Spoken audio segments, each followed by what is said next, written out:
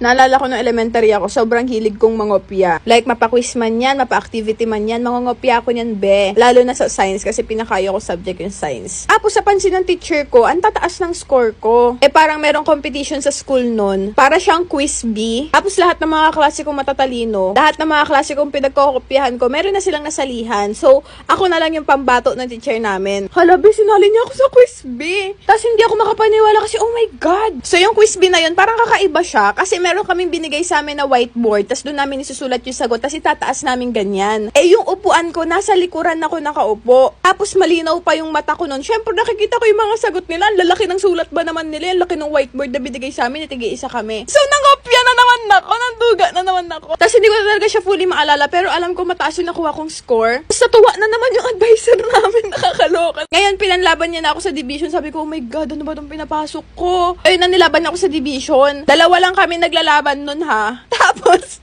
nung awarding na, ako yung pangalawa. Diyan yung napapala ko kasi sobrang duga ko. Pagkatapos nun, sa tingin ko, kinarma ako kasi sobrang labo na ng mata ko ngayon.